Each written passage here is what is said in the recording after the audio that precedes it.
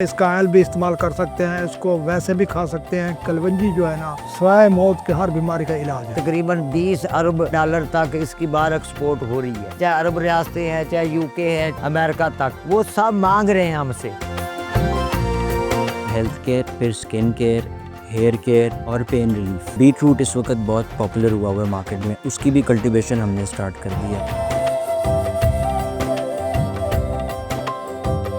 हम खैरपुर टामी वाले में हर्बो गेट के ज़रूरी फार्म पे मौजूद हैं और यहाँ पर कमर्शियल बुनियादों पर हर्बल क्रॉप्स को उगाया गया है। अभी हम कलवंजी के फार्म में खड़े हैं और यहाँ के फार्मर मेरे साथ मौजूद हैं, उनसे बात करते हैं। सर, बड़ी खूबसूरत क्रॉप लगी हुई है कलवंजी की, और सबसे पहले मुझे बताइए कि आपने कितनी फसलें यहाँ पे उगाई हुई हैं और उनके लिए आपको मिट्टी किस तरह की चाहिए होती है? कलवंजी भी लगी हुई है, अलसी भी लगी हुई है, जीरा भी लगा हुआ है, कनोला भी लगा हुआ है, फिर काफ़ी फसलें लगी हुई हैं।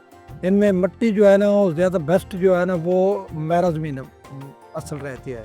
ठीक अगर है, पक्की ज़मीन में कोई तो फिर भी ज़्यादा एवरेज नहीं देगा, अगर रेतली ज़मीन होगी तो कमज़ोर हो जाएगी। ठीक है। जो मैरा ज़मीन है ना, उसमें जो ये छोटी हर्बल हमारी जो काश्त है ना, ये बहुत कामयाब है। सर, इसका सबसे बेहतरीन वक्त काश्त कौन सा है और आप किस महीने में इसकी काश्त शुरू करते हैं? इसका बेस्ट जो वक्त है ना, वो अक्टूबर में है। अक्टूबर के वस्त से शुरू होकर तकरीबन नवंबर के फर्स्ट तक इसकी काश्त पे बेस्ट है। ठीक है। अगर उससे थोड़ा सा लेट भी हो जाए तो कोई ऐसा नहीं है, लेकिन उसमें प्रोडक्शन की वो कमी आ जाती है, उसका पूरा एवरेज नहीं दे रही है फसल, ठीक है। कमज़ोर आ जाती है, उसका वक्त थोड़ा सा लेट हो जाता है, ऊपर सर्दी ज़्यादा हो जाती है, वो थोड़ा सा परेशान हो जाता है पौधा, उसको खुराक सही नहीं मिलती। अगर अक्टूबर के दरमियान में 15 अक्टूबर है या 20 अक्टूबर में अगर बोई जाए तो उसमें उसकी जो सलाहियत होती है पौधे की, वो ताकतवर होती है, खाद भी होती है, उसको पानी, जब सर्दी पड़ती है तो अपने आप को वो तंदुरुस्त तवाना हो जाता है, वो सर्दी भी बर्दाश्त कर सकता है, कोई कमज़ोरी रह भी जाए तो फिर वो ताकत लिहाज से वो पौधा कमज़ोर नहीं होता, एवरेज पूरी दे जाता है। पानी के शेड्यूल के बारे में बताइए और खादों के इस्तेमाल के बारे में भी बताइए। इसमें सर पानी जो है ना, इसको तकरीबन 3 से 4 पानी लगते हैं। ठीक है। फर्स्ट पानी जो है अक्टूबर में जो बिजाई होती है काबिल काश्त, तो उस वक्त पहला पानी लगाया जाता है, उसमें फास्फोरस खाद जो है ना वो डाली जाती है। ठीक है। उसके बाद ग्वारा कैन हो तो वो भी डाल देते हैं, यूरिया भी डाल देते हैं। वो तो फसल पर डिपेंड करते हैं, अगर फसल का रंग सही है तो अगर फास्फोरस की कमी है तो फास्फोरस डाल देते हैं, अगर उसमें बढ़ोतरी रुक रही है तो यूरिया डाल देते हैं। ठीक है। अगर वैसे रंग जो उसका ना पीला पड़ रहा हो तो कैल्शियम अमोनियम सल्फेट है या इस तरह की कोई कार्बोनेट की वो खाद डाल देते हैं। ठीक है। उसके बाद हमारी इधर गोबर भी तैयार होती है, जो जिसको बायोगैस कहते हैं, ठीक वो है। हमारी गोबर वाली इधर जो ना वो भी खाद तैयार होती है, ठीक है। वो पानी के जरिए वो उनको भी दिया जाता है।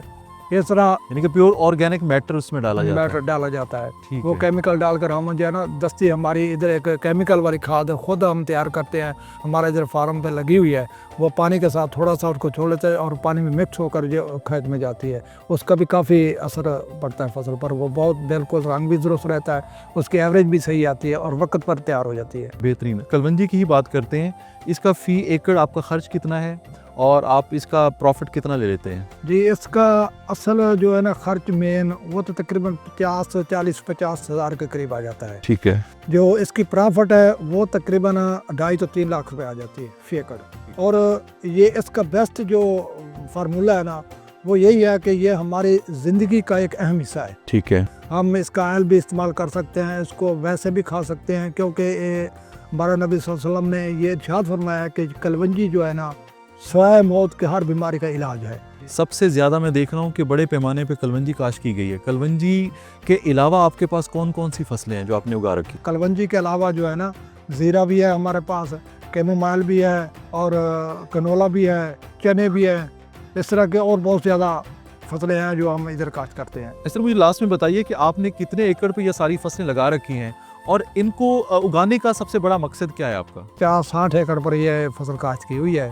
इनके उगाने का यही फ़ायदा है कि ये हमारे मेडिसन में इस्तेमाल होती हैं, हर्बल है, जो हमारे अद्वियात हैं उनमें इस्तेमाल होते हैं, सपोर्ट करती हैं और इससे बहुत ज़्यादा मुनाफा मिलता है। सर, आखिर में आप हमारे किसान भाइयों को कोई मशवरा देना चाहेंगे, क्योंकि रिवायती फसलें तो हम सब उगा ही रहे हैं, इस तरह की मेडिसिनल क्रॉप को उगा के वो कितना प्रॉफिट कमा सकते हैं, तो उनको क्या मैसेज देते हैं? ये जो हर्बल फसलें काश्त कर रहे हैं, इनका प्रॉफिट बहुत ज़्यादा है, ठीक है। आमदन बहुत ज़्यादा है। ठीक है। लेकिन हम जो है ना एक तरफ लगे हुए हैं कि यही कणक गंदम काश्त करनी है, या कपास है, या कमाद है, वो रोज़मर्रा की जो फसलें हैं ना उनसे हटकर ये अगर फसल काश्त की जाए बहुत ही प्रॉफिट मिलता है। Thank you so much sir, बहुत शुक्रिया आप। बड़ी मेहरबानी सर, बड़ी मेहरबानी सर। जनाब का डिस्कवर पाकिस्तान की तरफ से आप आए हैं, हमारा बड़ा दिल खुश हुआ है। आपके तहे दिल से शुक्र अदा करते हैं। बड़ी मेहरबानी सर। पाकिस्तान जिंदाबाद।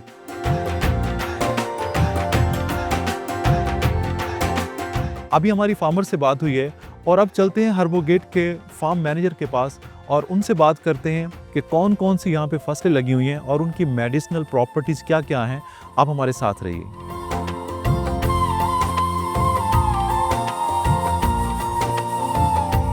हमारे साथ फार्म के मैनेजर मौजूद हैं अलादिता एडी साहब, उनसे बात करते हैं। सर बहुत शुक्रिया, आज आपने हमें ज्वाइन किया है। सर सबसे पहले मुझे बताइए कि आपके फार्म पे कितनी क्रॉप्स लगी हुई हैं और उनकी मेडिसिनल प्रॉपर्टीज क्या हैं। साढ़े कोड़े हर्बोगेट फार्म ते इस टाइम मेन साड़ी जिहड़ी सब तो ज़्यादा फसल कलवंजी, उस तो बाद अलसी, उस तो बाद चिया, कैनवा, सोया, कैमोमाइल, कनोला ऑयल फूड के लिए। उसके अलावा हमारे लगा हुआ है रोज़मेरी, लगा हुआ है टी ट्री है। उसके अलावा हमारे पास चने हैं।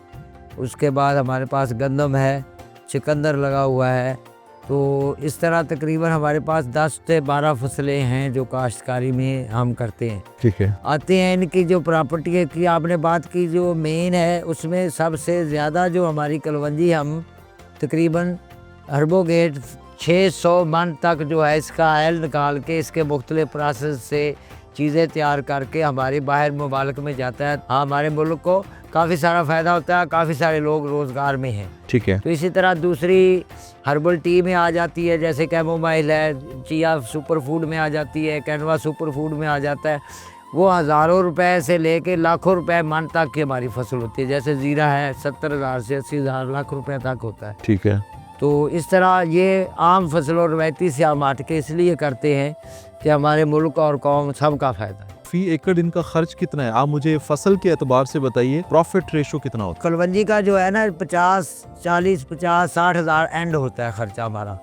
उसके बाद उसकी आमदन जो होती है, अच्छी मेहरा ज़मीन होगी तो उसमें 20 मन, 16 मन, 18 मन आ जाती है। ठीक है। मैक्सिमम आप ये कह सकते हैं कि 3 लाख रुपए इस दौर में अगर आ सकते हैं ठीक है। तो उसमें 50,000 6 माह का ठेका निकाल दे, 50,000 खर्चा निकाल दे, तब भी किसान को 2 लाख रुपया बच जाता है। आगे आ जाते हैं कैमोमाइल की बात। कैमोमाइल जो है उसके चाय हर्बल टी में आती है। ठीक है। वो भी 7 से 1 ग्राम के 7 से 20 होती है हमारे एक डब्बे में। वो तकरीबन जो है ना 500 रुपए का सेल होता है। अच्छा, तो उसका 20 फी ग्राम। एकड़ जो है ना, उसके वो फी बहुत एकड़ से बड़ी कितना बात पैसा है। कमा लेते ये हैं? प्रसार स्टोर के सिस्टम में अगर आए तो लाखों रुपए आते हैं एक एकड़ में। मतलब कि उसकी फी एकड़ खर्च कितना होता है भला? उसमें बस सीड है और खाद वगैरह उसी तरह 50 से 60,000 हाँ, खर्च है। उससे ज़्यादा नहीं खर्चा होता। अगर वो सही प्रसार से आपका राब्ता हो, अकबरी मंडी से राब्ता हो, तो उसके फूल को ड्राई करके खुश्क करके आप सेल करें तो 20-30 लाख रुपया मामूली बात है। हमारी जो हर्बल क्रॉप्स हैं, इनकी मार्केट में वैल्यू और डिमांड्स क्या हैं?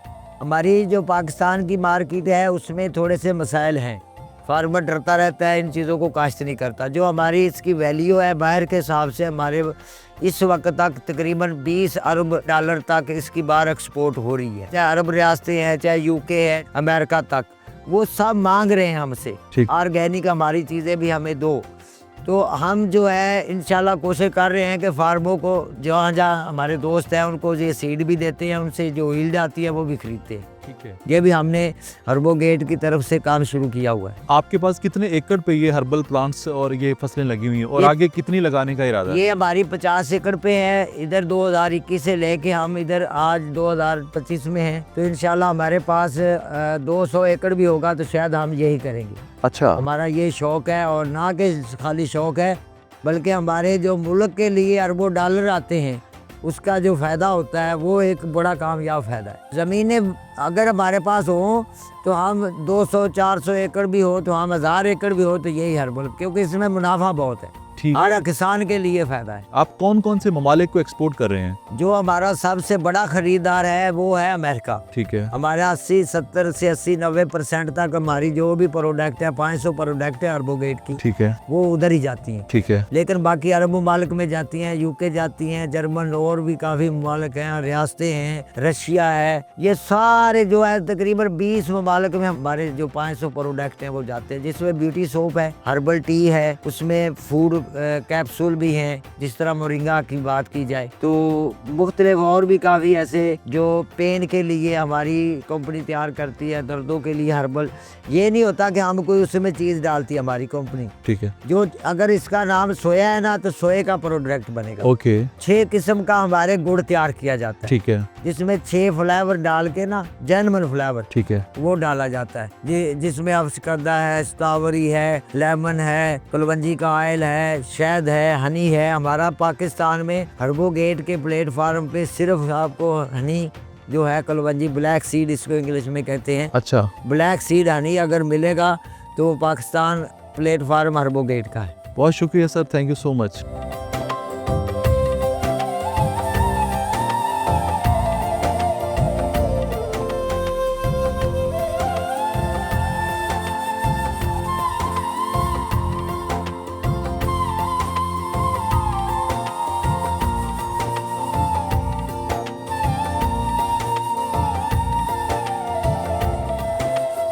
जी, अभी हम हर्बो गेट फैक्ट्री में मौजूद हैं और मेरे साथ फैक्ट्री के सीईओ राना उमैर साहब हैं, उनसे बात करते हैं। उमैर साहब, बहुत शुक्रिया, आज आपने हमें बड़ा कीमती टाइम दिया। उमैर साहब, हमने आपके फार्म दिखाए हैं जहाँ पे आप जो है मुख्तलिफ अक़साम की जो है हर्बल क्रॉप्स उगा रहे हैं। एक तो मुझे बताइए कि आपने कब ये काम शुरू किया, कितनी लैंड पे आपकी हर्बल क्रॉप्स उगाई जा रही हैं और आप कौन कौन से ममालिक को अपनी प्रोडक्ट एक्सपोर्ट कर रहे हैं? 2006 से स्टार्ट ली है जी, और started from black seed basically. Kalonji से हमने स्टार्ट लिया और मार्केट से परचेज़ करते थे। जिस तरह आपको पता है अकबरी इसका मेन होलसेल है, तो आए दिन पता चलता था इसकी कोई शॉर्टेज हो गई है या प्राइस हाइक चला गया है, इंडिया से आ रही है, अब और कंट्री से हम इंपोर्ट कर रहे थे सीड। फिर 3 साल पहले हमने इसको अपना लैंड लेके भावलपुर के पास 50 एकर्स, तो we plan to grow it on our fields, और अपनी मर्ज़ी का सीड हमने पे डिफरेंट जो बेस्ट सीड्स हैं इन द वर्ल्ड वो हमने इंपोर्ट किए। इंपोर्ट करके तो उसको हमने फिर वहाँ पे प्लांटेशन करवाई है, तो अल्हम्दुलिल्लाह बहुत अच्छे रिज़ल्ट्स हैं उसके। अब जितनी भी यील्ड उसकी आती है उसकी हम अपनी कंज्यूम करते हैं। हमें पता है हमने उसके अंदर कितना फर्टिलाइज़र डाला है, ठीक है, कितना हमने उसको पेस्टिसाइड्स, तो बिल्कुल इसके ऊपर हमें अलाउड नहीं है एक्सपोर्ट में। हम इसको बिल्कुल ऑर्गेनिक के करीब तरीन इसकी कल्टीवेशन कोशिश कर रहे हैं कि हम इसकी कल्टीवेशन करके जितनी यील्ड है उसको इन हाउस ही आपने देखा है, हम ऑयल एक्सपेलिंग भी खुद कर रहे हैं और फिलिंग वगैरह करके। हमारे इस वक्त तकरीबन मोर देन 15 कंट्रीज़ हैं जहाँ पे हम इसको एक्सपोर्ट कर रहे हैं, और मेन हमारा इस वक्त इज़ यूएस में इसकी बहुत डिमांड है। तो आहिस्ता आहिस्ता हम क्रॉप्स ग्रो भी कर रहे हैं, मज़ीद ऐड कर रहे हैं। उमैर साहब, हमने आपका जो है हर्बो गेट का फार्म विज़िट किया है, माशाल्लाह फार्म मैनेजमेंट बहुत बेहतरीन है। आप कौन कौन सी फसलें, कौन कौन सी हर्बल क्रॉप्स आप वहाँ पे अभी उगा रहे हैं और फ्यूचर में कौन सी हर्बल क्रॉप्स उगाने का इरादा रखते हैं? अभी मेन तो आपने देखा होगा हमारी कलवंजी मेजर क्रॉप है, फिर हमने चिया सीड पे काम कर रहे हैं, किनवा पे कर रहे हैं, फिर बीट रूट इस वक्त बहुत पॉपुलर हुआ हुआ है मार्केट में, उसकी भी कल्टीवेशन हमने स्टार्ट कर दी है अपने उधर ही। इसके अलावा और भी इंटरनेशनली जो कि आ रही होती हैं हमें क्यूरीज़ कि भी ये इस वक्त हॉट आइटम है, इस वक्त हमें ये चाहिए, उसके ऊपर हम प्रोक्योर पहले तो इंटरनेशनली प्रोक्योर करते हैं, फिर कोशिश कर रहे हैं कि अपने फार्म पे ही उसको ग्रो किया जाए। मैक्सिमम कितनी प्रोडक्ट्स आपके पास हैं जिन पे आप काम कर रहे हैं और कौन कौन सी हैं उनमें, और सबसे फेमस प्रोडक्ट्स आपकी कौन सी हैं? इसमें मेजरली हमारी कैटेगराइज अगर किया जाए तो हेल्थ केयर, फिर स्किन केयर, हेयर केयर और पेन रिलीफ, ओके, इसके ऊपर हम मेनली फोकस कर रहे हैं। हेल्थ केयर में हमारे पास ऑयल्स हैं, हर्बल टीज़ हैं, कुछ हर्बल सप्लीमेंट्स हैं। ठीक है, फिर बॉडी केयर में हमारे पास फेस क्रीम्स हैं, बॉडी ऑयल्स हैं। फिर हेयर केयर में हेयर ऑयल्स हैं, पोमेड्स हैं, स्क्रब्स हैं। तो पूरा एक इसका रेंज हमारे पास है। सबसे बड़ा जो एक्सपोर्टिंग कंट्री है जो कि आपसे सबसे ज़्यादा जो प्रोडक्ट ले रहा है वो अमेरिका है। बिल्कुल। तो अमेरिका के अलावा कौन कौन से कंट्रीज़ को आप टारगेट कर रहे हैं? लेकिन जब हमने स्टार्ट लिया तो यूएस से स्टार्ट लिया, और सिंस 2017 हम सिर्फ यूएस में एक्सपोर्ट कर रहे हैं। और अल्हम्दुलिल्लाह इसकी ग्रोइंग डिमांड है इन द वर्ल्ड हर्बल की। और उसके बाद जब कोविड हिट किया है तो उसके बाद तो हर्बल की आपको पता है पूरी दुनिया में डिमांड एक बहुत इंक्रीज़ कर गई। तो मेजर हमारा तकरीबन चंक जो है 70% to 80% इज़ यूएस। उसके बाद फिर हम मिडल ईस्ट में कर रहे हैं, यूरोप कर रहे हैं, फिर हम इवन अभी रशिया गए थे, उधर से हमें बहुत अच्छा रिस्पांस मिला है। आप क्या कहते हैं कि मतलब कि जो अमेरिकन हैं वो हमारी हर्बल क्रॉप्स को या हर्बल प्रोडक्ट्स को कितना एक्सेप्ट कर रहे हैं और उनका रिस्पांस इसके ऊपर कैसा है? इसमें तो कोई शक नहीं, हमारे घर में तो हर कोई एक हकीम है, हर किसी के पास कोई टोटका होता है, बिल्कुल कोई होता ना है। कोई जो है कि ये खाएं ये हो जाएगा, तो हम तो देसी इस्तेमाल कर ही रहे हैं। ठीक है। लेकिन जिस तरह मैंने आपको बताया, आफ्टर कोविड के बाद पूरी दुनिया में बहुत बड़ी चेंज आई है towards this industry. Okay. Even के अब न्यूट्रास्यूटिकल वाले भी जो हैं वो भी एक यूनिट हर्बल का लगा रहे हैं, क्योंकि इसकी डिमांड बहुत तेज़ी से इंक्रीज़ हो रही है। ठीक है। तो वो लोग भी इवन के ज़्यादा इसकी जो कंजम्पशन है that is black Americans. Okay. Black Americans बहुत ज़्यादा कंज्यूम करते हैं हर्बल प्रोडक्ट्स को, और अब तो इवन जो हैं वाइट अमेरिकन्स भी और बाकी दुनिया में लोग बहुत तेज़ी से हर्बल की तरफ आ रहे हैं। अरब कंट्रीज में ज़्यादातर कंजप्शन आपकी कौन सी प्रोडक्ट की होती है? Major is the oils. जितने भी हम ऑयल प्रोड्यूस करते हैं उधर ऑयल की बहुत बड़ी कंजम्पशन जो है उधर हमारी जा रही है। ठीक है। मेजरली दुबई, लीबिया, लेबनान, वैसे तो हर कंट्री में इसकी एक अच्छी डिमांड है, जितने भी ये अरब कंट्रीज़ हैं। ठीक है। तो उधर अल्हम्दुलिल्लाह ऑयल्स की एक बहुत बड़ी मार्केट है जो कि अभी भी अनटैप्ड है, अनएक्सप्लोर्ड है, तो उसको हम कर रहे हैं, तो उसमें बहुत अच्छा पोटेंशियल है। अगर कोई शख्स ये बिजनेस शुरू करना चाहता है तो उसके लिए क्या क्या चैलेंजेस हैं जिनको उसे फेस करना पड़ेगा? आई थिंक चैलेंजिंग से ज़्यादा मज़े का काम है। अच्छा। हाँ, इसमें आप अगर प्रॉपरली इसको करें, अच्छे तरीके से करें, तो बहुत मज़े का काम है। सिर्फ आपको कनेक्टिविटी थोड़ी सी चाहिए इंटरनेशनल मार्केट से। अगर वो हो जाती है, आपकी अच्छी कनेक्टिविटी हो जाती है, पता चले क्या चल रहा है इस वक्त इंटरनेशनली, किस कंट्री में किस चीज़ की डिमांड है, तो बहुत बेहतर हो जाता है। उसकी मार्केटिंग कैसे करनी है आपने, वो आपका प्लेटफॉर्म थोड़ा सा होना चाहिए, क्योंकि ज़्यादा मसले लोगों को आते हैं, प्रोडक्ट बना रहे हैं, बहुत अच्छी प्रोडक्ट बना रहे हैं, but they don't know how to export it. उसमें थोड़ा सा गवर्नमेंट को फैसिलिटेट करना चाहिए, उन कंपनीज़ को, उन फैक्ट्रीज़ को, कि कैसे इसको उस लेवल पे लेके जाएं। करती भी है। हमारा टीडैब एक इदारा जो है बहुत अच्छा इदारा है, काम कर रहा है, जो कि जितने भी एग्जीबिशंस होते हैं वर्ल्ड ओवर, उसमें वो सब्सिडाइज्ड रेट पे स्टॉल्स देते हैं, जिसमें जाके हम भी उसमें पार्टिसिपेट कर रहे हैं रेगुलरली। तो वो एक बहुत अच्छा है, लोगों को जाना चाहिए उसमें बहुत अच्छे कस्टमर्स मिलते हैं, तो इस तरह एक्सपोर्ट बढ़ाई जा सकती है। अगर कोई किसान हर्बल क्रॉप्स उगाता है तो आप किस तरह उनको फैसिलिटेट कर सकते हैं, किस तरह उनकी फसल को आप खरीद सकते हैं? हम ऑलरेडी कर रहे हैं जी, ठीक है। ऑलरेडी फैसिलिटेट कर रहे हैं, और हम खुद भी लोगों को कह के लगवा रहे हैं, जो क्रॉप्स हमें चाहिए होती हैं जिस एरिया की, हम ऑलरेडी लगवा रहे हैं। तो इसमें फार्मर का भी कसूर नहीं है, क्योंकि फार्मर के पास, जिस तरह आप सही कह रहे हैं, मार्केट नहीं है। उस मार्केट को कैप्चर करने के लिए आई थिंक थोड़ा सा अगर गवर्नमेंट स्टेप अप करे, जितनी हमारी इंपोर्ट हो रही है इन हर्ब्स की, और इंपोर्ट हो रही है बहुत अच्छे डॉलर्स की इंपोर्ट हो रही है, उसका थोड़ा सा डाटा कलेक्ट करके उसकी इंपोर्ट रोक के एक कोई मैकेनिज़्म ऐसा बन जाए कि हमारे फार्मर को पता हो कि मैंने कितनी उगानी है, मेरी इजीली बिक जाएगी। तो अगर वो हो जाए तो मैं कहता हूँ कि एवरीथिंग इज़ पॉसिबल, जिसमें हमारी दो फ़ायदे हो सकते हैं। एक तो इंपोर्ट का जो हमारा बिल है वो कम हो सकता है, प्लस हमारा एक्सपोर्ट्स इंक्रीज़ हो सकती है। हर्बल क्रॉप हमारे किसानों के लिए कितनी बेनिफिशियल हो सकती हैं आम रिवायती फसलों की निस्बत? ये रवायती फ़सलों की इस वक्त तो हालात कोई अच्छे नहीं है, क्योंकि उसकी जो प्राइस मिल रही है, सपोर्ट प्राइस या जो भी, वो बहुत कम है। तो इसकी प्राइस अच्छी है, लेकिन नो डाउट इसकी उस तरह मार्केट जो है वो थोड़ी सी डाइवर्सिफाई है, जिसकी वजह से अभी प्रॉब्लम्स हैं फार्मर को, अच्छे मतलब खासे अगर प्रॉब्लम्स हैं। आपको क्लाइंट मिल जाता है, आपको मार्केट आपके पास अवेलेबल है, देन आपको वो देन कोई मसला नहीं, उगाने में कोई इशू नहीं फिर है। उगाने में कोई इशू नहीं। हमारे किसानों के लिए ये बहुत चार्मिंग इंडस्ट्री है। हमारा किसान रिवायती फसलों से हट के अगर हर्बल क्रॉप्स और इस तरह की मॉडर्न एग्रीकल्चर की तरफ आता है, तो वो ना सिर्फ अपनी फैमिली के लिए, अपने लिए, बल्कि पाकिस्तान के लिए बेहतरीन ज़र मुबादला कमा सकता है।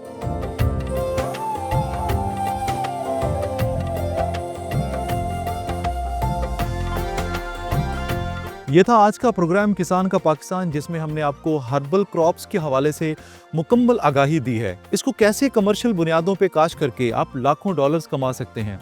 उम्मीद है कि आज का प्रोग्राम आपको बेहद पसंद आया होगा।